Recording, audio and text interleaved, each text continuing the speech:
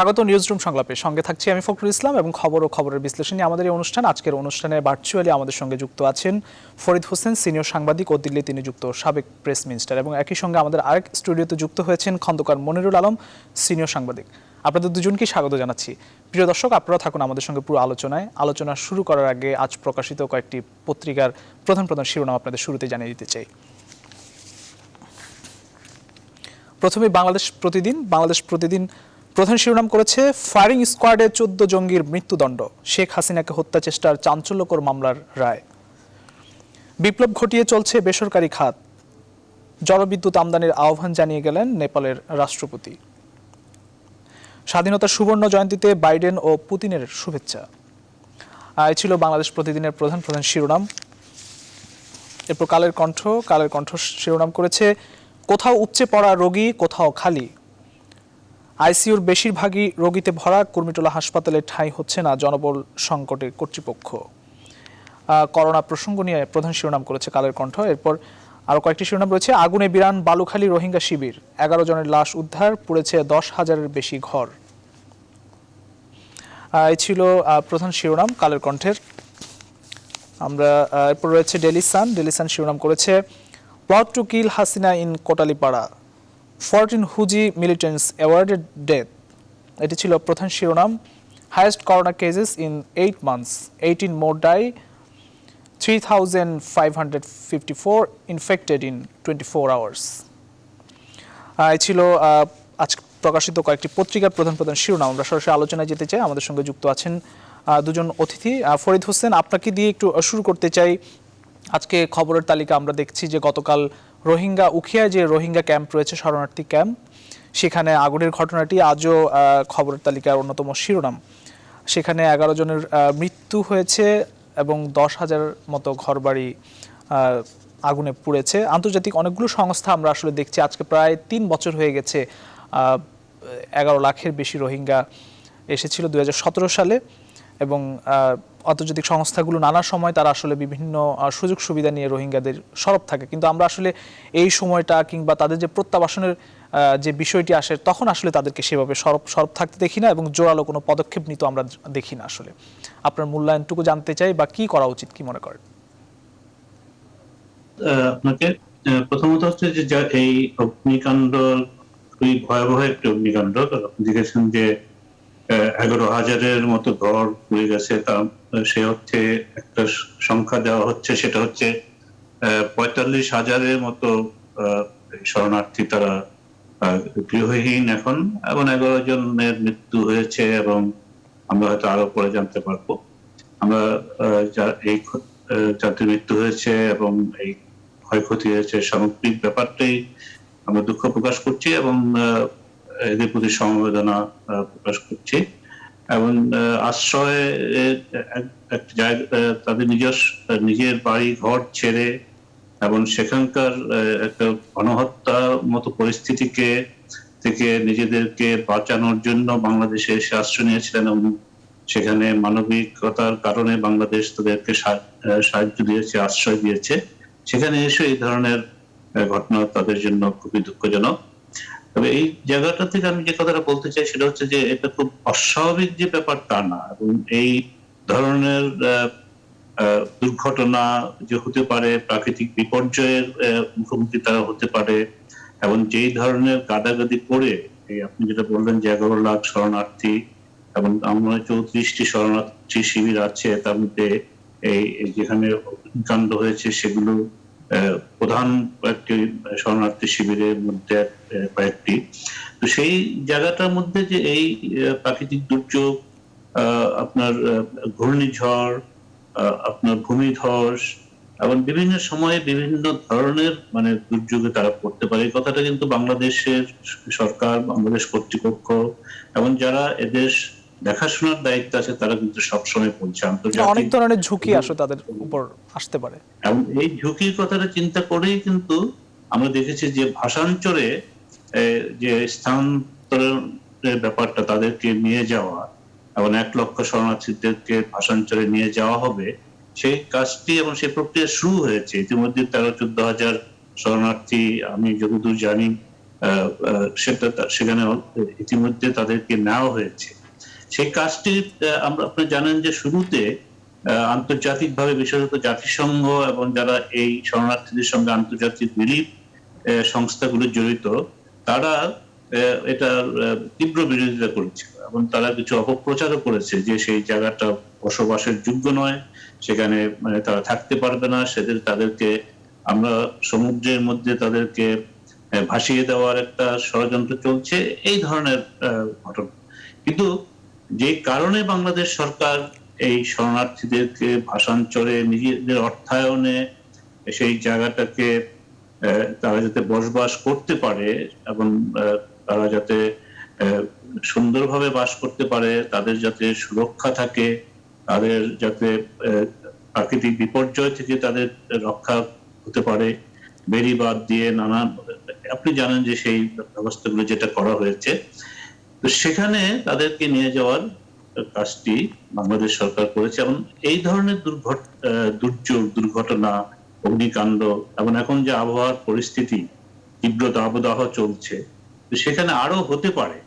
তো সেই কারণেই আমার মনে হয় যে এই অবস্থাটাকে যারা শরণার্থী তারাও উপলব্ধি করবেন, যারা তাদের দেখাশোনা করছেন তারা উপলব্ধি করবেন, যারা আন্তর্জাতিক সংস্থা আছে তারা উপলব্ধি করবেন। আমি এই কথা বলছি না যে ভাষান্তরে যাওয়ার কারণে দুর্ঘটনা, এটার সঙ্গে একটা সংযোগ আছে কিনা।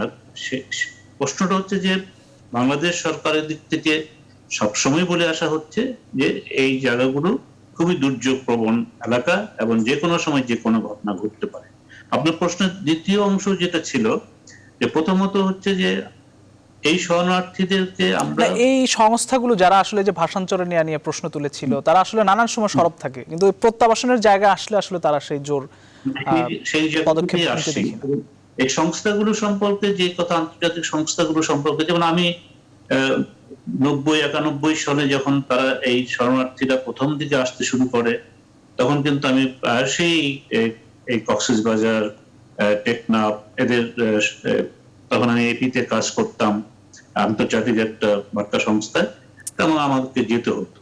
আমরা তখন যেটা দেখেছি যে তারা এসছে এবং এসে আন্তর্জাতিক, তখন আমার আন্তর্জাতিক এই সাহায্য সংস্থাগুলোর সঙ্গে কথা হয়েছে, ইউএনএইচসিআর এর সাথে কথা বলতে হয়েছে।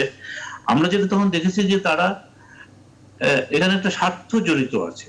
আমি এই কথাটা, তারা সাহায্য দিচ্ছে এটা আমি অস্বীকার করছি না, কিন্তু স্বার্থ জড়িতটা হচ্ছে তারা এমন জায়গায় থাকতে চায় যেখানে তারাও যাতে তাদের আরাম আয়েশটা ঠিক মতো উপভোগ করতে পারে।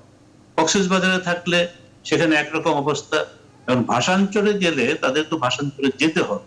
এখন ভাষান্তরে গেলে তারা কক্সবাজারের মতো যে এক ধরনের, আমি বলবো যে একটা পর্যটন শহর কেন্দ্রে থাকার যে সুযোগ সুবিধাগুলো, সেগুলো সেখানে তারা পাবেন। এটা একটা বড় কারণ এদের প্রতিবাদ করা। কারণ এরা কিন্তু এই জায়গাটাতে না যাওয়ার আগেই তারা কিন্তু সেখানে যাব না এই কথাটা বলেছে, এবং সেটা সমুদ্রের মধ্যে, সেখানে বসবাসের উপযুক্ত নয়। দ্বিতীয় প্রশ্নটা হচ্ছে যে তারা কেন চেষ্টা করছে না প্রত্যাবাসনের জন্য। কারণ এই যে আন্তর্জাতিক সাহায্য সংস্থাগুলো, তারা কিন্তু এই শরণার্থীদেরকে কেন্দ্র করে তাদের কিন্তু একটা বিশাল আন্তর্জাতিক সাহায্য তারা সংগ্রহ করে থাকে, এবং সেই সংগ্রহ করার ক্ষেত্রে তারা তাদের ভলান্টিয়ারই বলেন, তাদের কর্মী বলেন, এবং বিদেশ থেকে এসে তারা এখানে কাজ করা, যারা হয়তো তাদের নিজেদের দেশে কোনো কাজ পাচ্ছে না, সেই কাজটা সে এখানে পাচ্ছে এবং বেশ ভালোভাবেই তারা জীবনযাপন করতে পারছে। এবং কিছুটা আন্তর্জাতিক ব্যুরোক্রেট যারা থাকে, আন্তর্জাতিক কূটনীতিকরা যারা থাকে বিদেশি, তারা যেই ধরনের মান নিয়ে এখানে বসবাস করে, তারাও কিন্তু সেই ধরনের ভাবেই বসবাস করতে পারে সুযোগ সুবিধা নিয়ে। এটা একটা মানে কারণ থাকে, এটা বলা হয়, এবং এটা যে অমূলক তা নয়। আমি আমার সেই 90-এর সময়ে এই জায়গাগুলোতে গিয়ে এবং তাদের সাথে কথা বলে, তাদের বিভিন্ন সময় সাক্ষাৎকার নিয়ে আমার সেই উপলব্ধি হয়েছে। আরেকটি যে প্রসঙ্গ, সেটা হচ্ছে যে প্রত্যাবর্ষণের প্রসঙ্গটি খুব জরুরি। মানে এই প্রত্যাবর্ষণের ক্ষেত্রে আমরা বলবো যে বাংলাদেশের প্রধানমন্ত্রী শেখ হাসিনা তিনি এই যে মানবতার একটা বিশাল বড় কাজ করেছেন এবং এদেরকে আশ্রয় দিয়েছেন, এটা কিন্তু আমাদের আন্তর্জাতিক বিশ্বে আমাদের সুনাম অর্জিত হয়েছে। আমরা আমাদের ভাবমূর্তি উন্নয়ন হয়েছে যে আমরা এদেরকে সাহায্য দিয়েছি। কারণ আপনি জানেন যে আমাদের পাশের দেশ, প্রতিবেশী দেশ ভারত, এদেরকে কিন্তু সাহায্য, কোন রোহিঙ্গা, তাদের দেশে যে কয়েকজন রোহিঙ্গা আছে কয়েক হাজার, তাদেরকে তারা যে কোনো সময় সেখান থেকে মানে বিদায় করতে পারলে তারা তারা খুব উদ্গ্রীব। আপনি জানেন যে অন্য অনেক দেশই কিন্তু রোহিঙ্গাদের বা এই ধরনের শরণার্থীদেরকে কিন্তু গ্রহণ করছে না। যে পশ্চিমা বিশ্বের কথা বলছেন, ইউরোপিয়ান দেশগুলোর কথা বলছেন, তারা দূরের থেকে অর্থ দিতে আগ্রহী, কিন্তু তাদেরকে আশ্রয় দিতে কিন্তু তারা আগ্রহী না, কোনো শরণার্থীকে তারা আশ্রয় দিতে আগ্রহী না। সেই দায়িত্বটাকে তারা চাপিয়ে দিচ্ছে বাংলাদেশের উপর। এবং বাংলাদেশকে যখন দিচ্ছে, তখন বাংলাদেশ আবার এদিন নিয়ে যেভাবে কাজ করতে চাচ্ছে, তাদের সুযোগ সুবিধা, বাংলাদেশের সুযোগ সুবিধা এবং আমার অবস্থানকে বিবেচনা করে যেভাবে আমরা করতে চাচ্ছি, এই সংস্থাগুলো আন্তর্জাতিক এমনকি জাতিসংঘেরও যে শরণার্থী সংস্থা, তারাও কিন্তু সেই জিনিসটা বুঝতে চাচ্ছে না। তো আমি যেটা এখানে বলতে চাচ্ছি যে সংক্ষেপে আপনার প্রশ্নের জবাবে, সেটা হচ্ছে যে এদের দেশে ফিরতেই হবে, বাংলাদেশ তাদেরকে ফেরত দেওয়ার জন্যই আগ্রহী। আপনার কাছে আসবো আমরা। জি, আমাদের আরেকজন অতিথি আছেন আমাদের আরেকটি স্টুডিওতে, আমরা একটু যেতে চাই খন্দকার মনিরুল আলম, আপনার কাছে আসতে চাই। আসলে বাংলাদেশ তো আমরা যদি ধরি যে 15 লাখ বা 17 লাখ, প্রায় 20 লাখের কাছাকাছি রোহিঙ্গা, বিশ্বের সবচেয়ে বড় শরণার্থী ক্যাম্প বা সবচেয়ে বেশি সংখ্যক শরণার্থী, এটি আসলে শুধু খালি আমাদের জন্যই যে সংকট তা তো নয়, কিন্তু আশপাশের দেশ বা অনেকের জন্য আসলে এটি একটি বড় পীড়াদায়ক একটি ব্যাপার। বাংলাদেশ আসলে দীর্ঘদিন ধরেই এদের কে সহযোগিতা করে আসছে এবং এরা একটি ঝুঁকির মধ্যে আছে। সেখানে আসলে অন্য কারো বা আরো বৈশ্বিক যে নেতৃবৃন্দ আছে তাদের কোনো আমরা পদক্ষেপ বা জোর তৎপরতা আমরা দেখি না। আসলে কি বলবেন? আপনাকে ধন্যবাদ।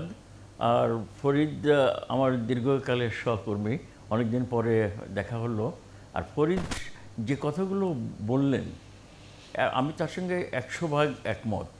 এই যে বিশাল সংখ্যক শরণার্থী মায়ানমার থেকে, মানে বার্মা এখন যেটাকে বলি মায়ানমার থেকে আমাদের দেশে এসেছেন, তারা কিন্তু স্বইচ্ছে আসেননি, তাদের আসতে বাধ্য করা হয়েছে।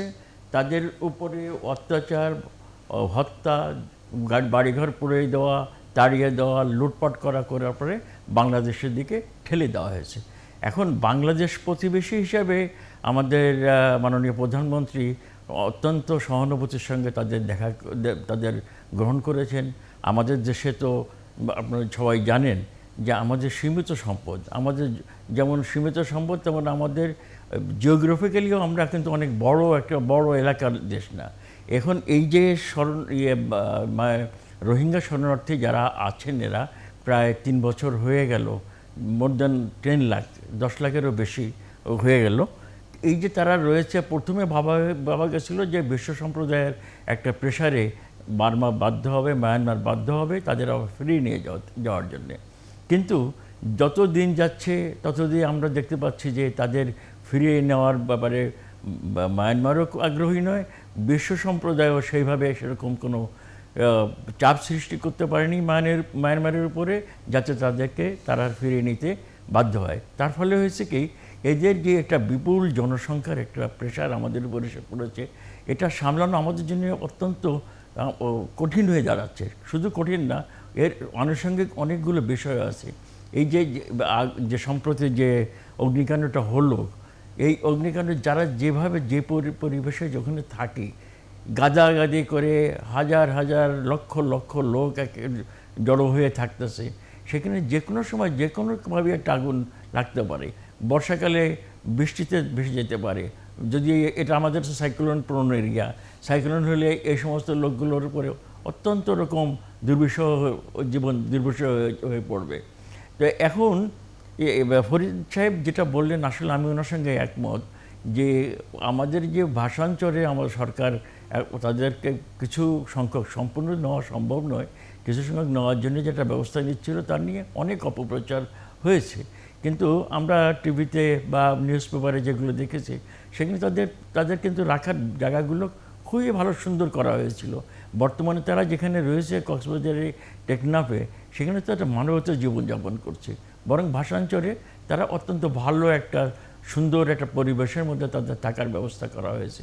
কিন্তু কিন্তু ওদের যাওয়ার জন্যে এনকারেজ তো করছেই না, তারা যে না যেতে পারে সেই জন্যে একটা একটা বিশেষ চক্র এই ইন্ধন যোগাচ্ছে। এরা কারা?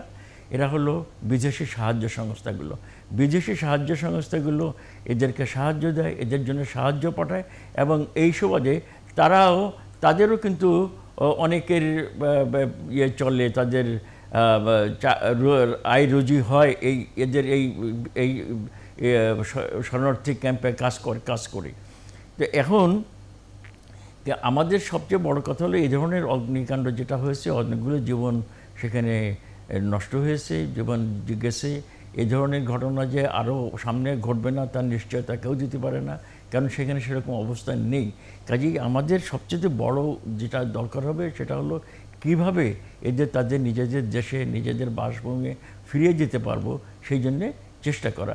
তার জন্য দরকার আমাদের আন্তর্জাতিক সহযোগিতা, যেটা আমরা এখন পর্যন্ত পাচ্ছি না, কিন্তু আমরা আশা করব হয়তো আন্তর্জাতিক সহযোগিতায় তারা তাদের নিজ বাসভূমে আবার ফিরে যাবে। না হলে পরে কিন্তু এটাও যদি এই যে পরিবেশে এখন রোহিঙ্গা ক্যাম্পগুলোতে রয়েছে টেকনাফে এবং কক্সবাজারে, এই ধরনের ঘটনা ভবিষ্যতে আরও ঘটতে পারে, আরও এই ধরনের ঘটনা শিকার তারা হতে পারে।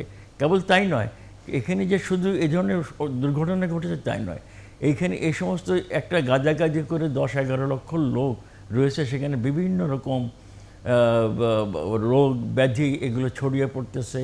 তারপরে ড্রাগসের যেহেতু একটা ওই এলাকাটা তো পুরো ড্রাগসের এলাকা, বার্মা থেকে আপনারা জানেন যে ইয়াবার চালানটা আসে বার্মা থেকে। এই রোহিঙ্গাদের একটা অংশ কিন্তু তার সেই চোরাচালানের সঙ্গেও জড়িত আছে অনেক আগের থেকেই। কাজেই আমাদের সবারই উচিত হবে, এবং আমাদের সরকার তো চেষ্টা করছেন, সেই একই সঙ্গে আন্তর্জাতিক পর্যায়ে আমাদের আরও প্রেশার দিতে হবে, আরও তাদের সঙ্গে কথা বলতে হবে যে কীভাবে তাদের একটা ভালো সুন্দর পরিবেশে তাদের নিজ বাসভূমে ফিরিয়ে দেওয়া যায়। না হলে পরে এ ধরনের ঘটনা কিন্তু ঘটতেই থাকবে, আমরা অ্যাভয়েড করতে পারবো না। জি, ধন্যবাদ, থাকুন আপনি। আমরা একটু আবারও যেতে চাই ফরিদ হোসেন আপনার কাছে। আমরা আজকে স্বাধীনতার সুবর্ণ জয়ন্তী এবং মুজিব বর্ষ উদযাপনের 8ম দিন। গতকাল আমরা দেখেছি যে ভুটানের প্রধানমন্ত্রী এসেছেন। ইউনেস্কোর প্রধান গতকাল বলেছেন যে বঙ্গবন্ধুর ভাষণ বৈশ্বিক মূল্যবোধের প্রতিফলন ঘটেছে। অনেক ধরনের আসলে মন্তব্য করেছেন বাংলাদেশ নিয়ে, বাংলাদেশের অগ্রগতি নিয়ে এবং বঙ্গবন্ধুকে নিয়ে। এবং নেপালের সঙ্গে আমরা দেখেছি বেশ কয়েকটি চুক্তি হয়েছে, নেপালও কানেক্টিভিটিতে আগ্রহ প্রকাশ করেছে। এই আয়োজনের মাধ্যমে আমাদের দক্ষিণ এশিয়ার অনেক নেতৃবৃন্দ, অনেক সরকার প্রধানরা তারা এসছেন। বাংলাদেশের জন্য অবশ্যই এটি একটি ইতিবাচক দিক। আপনার মূল্যায়নটুকু জানতে চাই, কি বলবেন? নিঃসন্দেহে। তো এর মধ্যেই আমি মনির ভাই আপনাকে সালাম, এবং আশা করছি ভালো আছেন। আমি তো বাসা থেকে করছি, আপনি স্টুডিওতে আছেন, তো আশা করছি দেখা হবে আপনার সঙ্গে শীঘ্র। অবশ্যই দেখা। আপনি যে প্রশ্নটা করলেন যে সুবর্ণ জয়ন্তী অনুষ্ঠানে 10 দিনের আয়োজন, এটা আমরা বাঙালি জাতি হিসাবে, বাংলাদেশের নাগরিক হিসাবে আমরা সকলেই গর্বিত। একটি কথা তো আমরা না বললেও চলে, আমরা যে কথাটা সবসময় জেনে আসছি যে আমাদের বাংলাদেশের প্রতিষ্ঠাতা এবং আমাদের জাতির জনক বঙ্গবন্ধু শেখ মুজিবুর রহমান, এবং বঙ্গবন্ধু যদি না হতো তাহলে তার বাংলাদেশ হতো। এবং এই যে আমাদের উপলব্ধি, এবং এটার সঙ্গে এসে তার জন্মশতবার্ষিকী এবং সুবর্ণ জয়ন্তী স্বাধীনতার, তো এটা আমাদের জন্য সত্যিকার অর্থে মহেন্দ্রক্ষণ বলে যদি কোনো জিনিস থাকে তাহলে এটি হচ্ছে গিয়ে সেই মহেন্দ্রক্ষণ। এবং একটা জাতির জীবনে এটা বড় সময়, এখন আবার কবে আসবে, আবার 50 বছর বা আবার 25 বছর পরে আমরা সুবর্ণ আরেকটি জয়ন্তী পালন করব বড় পাটা করে। সেগুলো তো আমাদের ভবিষ্যতে যারা তাদের জন্য থেকে যাবে। তা আমরা যারা স্বাধীনতা যুদ্ধের প্রজন্ম, আমরা যারা নিজেরা যুদ্ধ দেখেছি, যুদ্ধ করেছি, মুক্তিযুদ্ধ করেছি, এবং আমাদের জন্য এটা একটা বিশেষ পাওনা, কারণ আমরা এই জিনিসটা দেখতে পাচ্ছি, স্বাধীনতা সুবর্ণ জয়ন্তী এবং তার উদযাপনটা দেখতে পাচ্ছি এটা গেল আমাদের অনুভূতি। এর চেয়ে বড় অনুভূতি আর কিছু হতে পারে না, এর চেয়ে গৌরবের কথা আর কিছু হতে পারে না।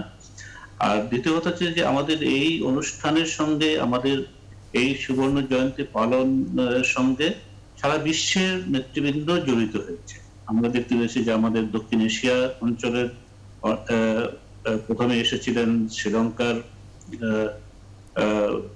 প্রধানমন্ত্রী, তারপরে এলেন নেপালের রাষ্ট্রপতি, এসছেন ভুটানের প্রধানমন্ত্রী, এবং আমাদের সবচেয়ে প্রতিবেশী, নিকটতম প্রতিবেশী দেশ ভারতের প্রধানমন্ত্রী, মালদ্বীপের রাষ্ট্রপতি, মালদ্বীপের প্রেসিডেন্ট, প্রথমে ছিলেন মালদ্বীপের রাষ্ট্রপতি ইব্রাহিম সলিহ।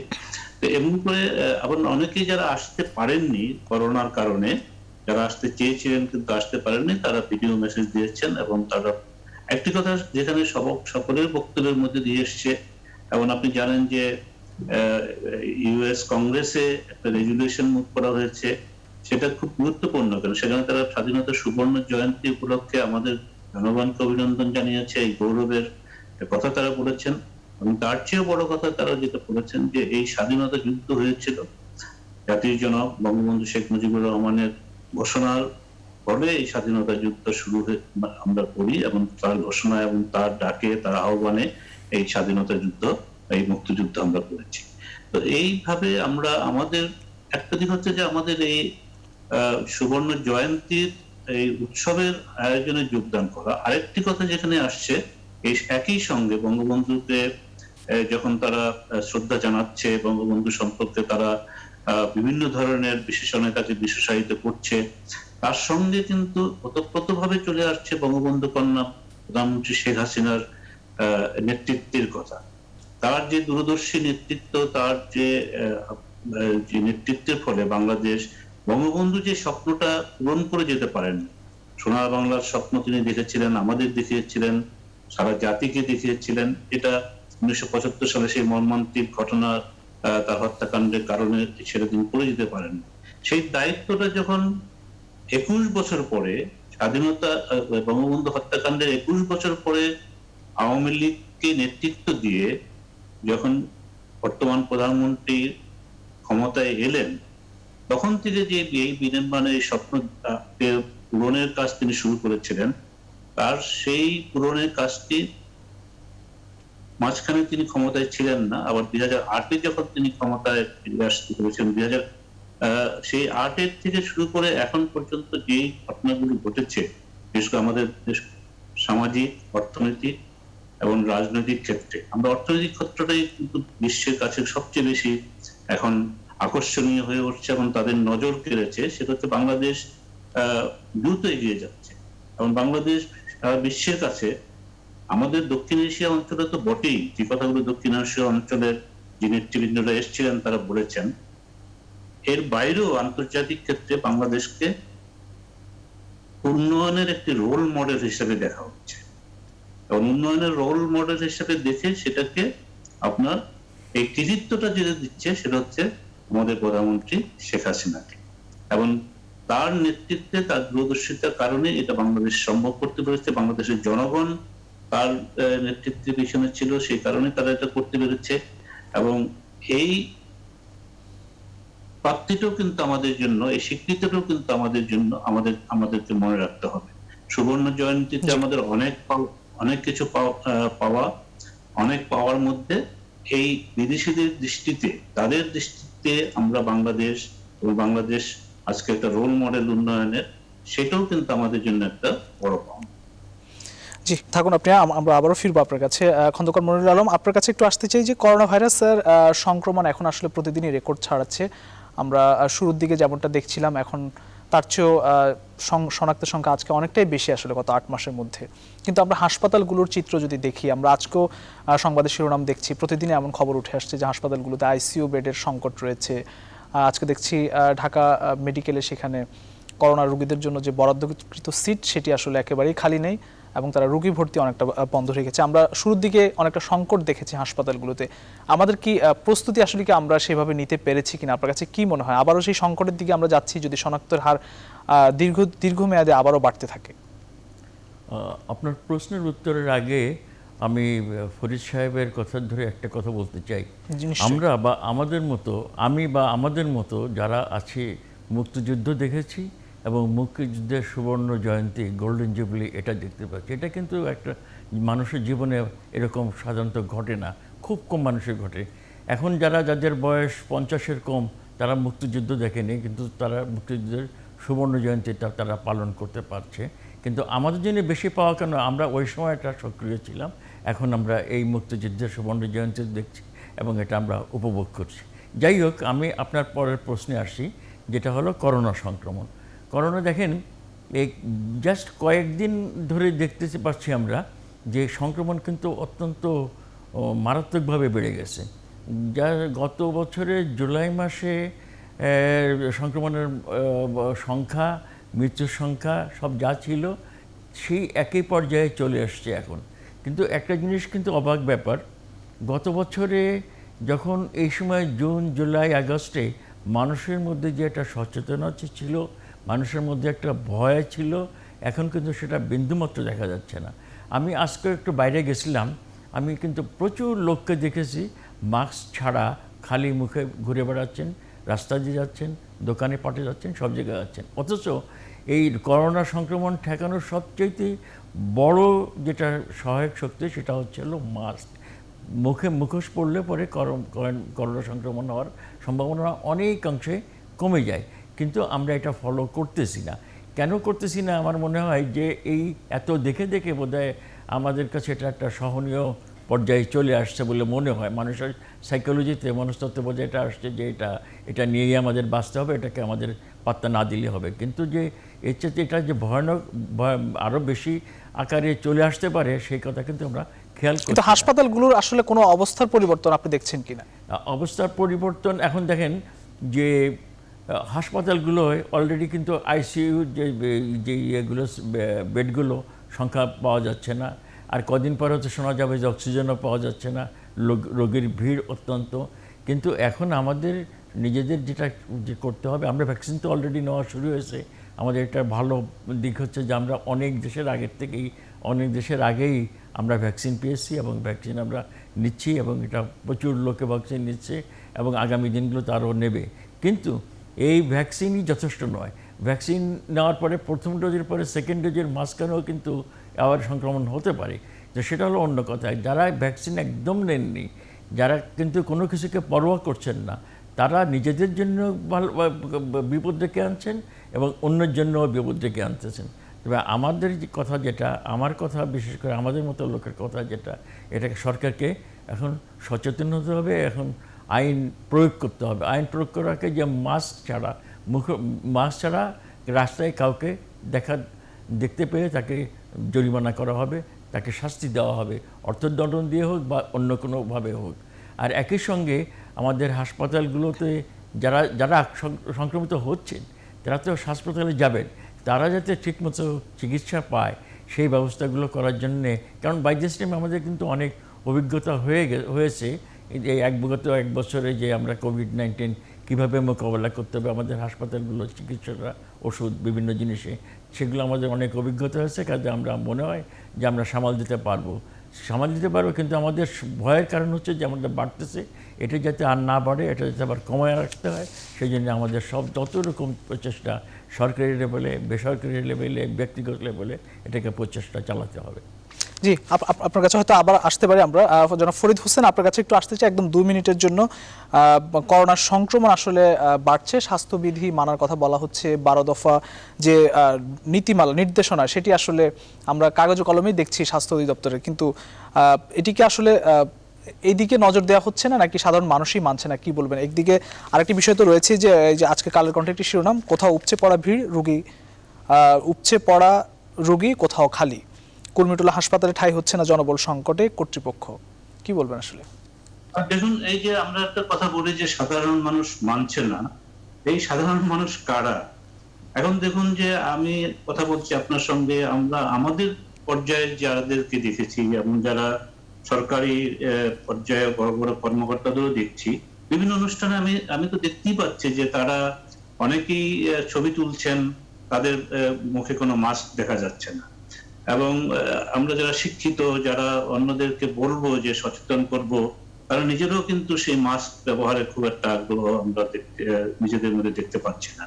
আমরা দেখেছি যে এই সময়টাতে আমরা প্রচুর অনুষ্ঠান করেছি। আমরা সামাজিক অনুষ্ঠান বলুন, বিভিন্ন ধরনের অনুষ্ঠান, নির্বাচন, ক্লাব, বিভিন্ন নিজেদের পারিবারিক ভাবে অনুষ্ঠান, সেগুলি করছি এবং সেগুলো যখন করা হচ্ছে তখন কিন্তু কেউ মনে করছে না যে এখানে করোনা বলে একটা ভয়াবহ এই মহামারী মানে বা অতিমারী আছে, সেটা কেউ মনে করছে না। কাজেই সাধারণ মানুষের এই কথাটা বলাটা একটা, আমি মনে করি যে এক ধরনের বিভ্রান্তিমূলক একটা ব্যাপার। আর সাধারণ মানুষ বলতে যদি একদম সাধারণ যাদের আমরা বলি খেটে খাওয়া মানুষ ইত্যাদি বা যারা আছেন তাদের কথা আলাদা, এবং তারা কি করছেন তার চেয়ে বড় কথা হচ্ছে যারা আমরা আরো ভালো জানি তারা আমরা সেটা মানছি কিনা। এটা একটা আমার একটা বড় প্রশ্ন, এবং আমি সেটা দেখতে পাচ্ছি যে আমাদের পর্যায়েরও যারা আছে, আমাদের শ্রেণীরও যারা আছে, আমরা কিন্তু ঠিক সেইভাবে করোনা স্বাস্থ্যবিধিটা মানছি না। একটা কথা যেটা হচ্ছে যে আমরা মনে করছিলাম যে ভ্যাকসিনটা আসার পরে আমাদের এখানে সেই ধরনের সোশ্যাল মিডিয়া তো এবং বিভিন্ন ভাবে মিডিয়া তো একটা পরিস্থিতি তৈরি করা হয়েছিল, এই তো আমি টিকা নিয়ে নিয়েছি, এই তো আমি আর আমাকে করোনা শুতে পারবে না। করোনা তো আমরা আসলে এখনো সেকেন্ড ডোজ নেইনি আসলে, এমন অনেকে সেকেন্ড ডোজ নেয়নি না, এই যে একটা ভুল ধারণা, এবং ধারণাটা দেওয়াও হয়েছে যে একবার নিয়ে নিয়েছে আর আমাকে কেউ ধরতে পারবে, করোনা তো পারবেই না। তো এইটা একটা পরিস্থিতি তৈরি করেছে, যে পরিস্থিতিতে আমাদের মধ্যে আমরা যেটাকে বলা হচ্ছিল সবচেয়ে বেশি আর কি বলা হচ্ছে, আমাদের দেশেও বলা হচ্ছে যে তুমি ভ্যাকসিন নাও বা আপনি যাই নেন না কেন, আপনি কিন্তু আপনার যেটাকে বলে যে লোয়ারিং দ্য গার্ড, আমার এইটাকে কোনোভাবেই কিন্তু আমি রিল্যাক্স করলে চলবে না। আমাদেরকে এটা মনে রাখতে হবে যে করোনা এসছে এবং আর কতদিন থাকবে এটা আমিও জানি না, আপনিও জানেন না, এবং এমনকি যারা বিশেষজ্ঞ তারাও বলতে পারছেন না। কাজে যতদিন পর্যন্ত এটা আছে এটা মানে আমাদেরকে এটাকে নিয়েই বাঁচতে হবে, এবং যাকে বলা যে করোনা নিয়েই বাঁচা। আমি করা লকডাউনেরও পক্ষে না, কারণ লকডাউন করেও এটা যে আমরা আরেকটা বিপদ ডেকে আনবো, কারণ এখানে মানে সংঘাতটা হচ্ছে যে আমি জীবন না জীবিকা। আমি যদি জীবন বাঁচাতে যাই, খুব কড়া পরিস্থিতি নেই, তাহলে আমার জীবিকা থাকে না, আমরা একদম শেষ পর্যায়ে, সেখানে আমি মারা যাব। তো এই পরিস্থিতিতে আমাদের এটা নিয়ে বাঁচতে হবে, এবং যে কারণে আমি মনে করি যে আমাদের সাধারণভাবে, আমি একজন বিশেষজ্ঞ নাও বলতে পারি, মাস্ক পরে থাকি যখনই বাইরে যাই, আমরা স্বাস্থ্যবিধি মানার চেষ্টা করি, আমরা সোশ্যাল ডিস্টেন্সিংটা মানার চেষ্টা করি, যদিও খুব কঠিন কাজ এটা আমাদের দেশের জন্য, কিন্তু মাস্ক পরাটা কঠিন কাজ না। এই মাস্ক পরাটা যদি আমরা অভ্যাস করতে পারি এবং কিছুটা সামাজিক দূরত্ব রক্ষা করতে পারি, তাহলে হয়তো আমরা ধন্যবাদ। আমরা একটু ৩৮ সেকেন্ডের মধ্যে খন্দকার মনিরুল ইসলাম, আপনি যদি কিছু বলতে চান। হ্যাঁ, মাস্কটা এখন সবসময় বলা হচ্ছে যে মাস্ক মাস্ক মাস্ক, মানে মাস্কই এখন করোনাকে আমাদের ঠেকাতে হলে এটাই সবচেয়ে বড় টুলস, উইপন এটা আমাদের। এখন এটাকে ইমপ্লিমেন্ট করা এটাকে খুব একটা কঠিন কিছু না, একটা মাসিভ একটা ক্যাম্পেইন করতে হবে যে সবাইকে মাস্ক পরতে হবে, কারণ আমাদের তো এটা তো কোনো শখের কিছু না, এটা তো আমাদের একদম প্রয়োজনীয় জিনিস। আর একটা জিনিস ফরিদ সাহেব যেটা বললেন একদম কারেক্টলি বলেছেন, আমাদের হয়তো ভবিষ্যতে এই করোনা নিয়েই বাঁচতে হবে, যেমন আমরা ইনফ্লুয়েঞ্জা নিয়ে বাঁচি, যেমন আমরা ডেঙ্গু নিয়ে বাঁচি, যেমন আমরা অন্য এরকম ধরনের অসুখ নিয়ে আমরা বাঁচি, সেরকম এটাকে আমাদের আস্তে আস্তে কিন্তু সহনীয় হয়ে যাবে, আমাদের মধ্যে ওই অ্যান্টিবডিও তৈরি হয়ে যাবে, কিন্তু সেজন্য তো সময় লাগবে, এত তাড়াতাড়ি তো এগুলো হবে না। তবে যতক্ষণ পর্যন্ত না হয় ততদিন পর্যন্ত শুধু আমাদের তো যারা প্রত্যেকে নিজস্ব যে নিজেকে সচেতন করতে হবে, নিজের পরিবারের লোকজনকে সচেতন করতে হবে, এবং অন্যান্য যে সমস্ত অর্গানাইজেশনগুলো আছে যারা ইনভলভ এতে হেলথ সেক্টরে, তাদের ব্যাপকভাবে প্রচার করতে হবে, ব্যাপকভাবে ব্যবস্থা নিতে হবে। জি, অসংখ্য ধন্যবাদ খন্দকার মনিরুল আলম এবং আমাদের সঙ্গে যুক্ত থাকার জন্য ফরিদ হোসেন, আপনাদের দুজনকে আবারও ধন্যবাদ জানাচ্ছি। প্রিয় দর্শক, নিউজরুম সংলাপ আজ এ পর্যন্তই। আগামীকাল আবারও দেখা হবে একই সময়। শুভরাত্রি। Thank you.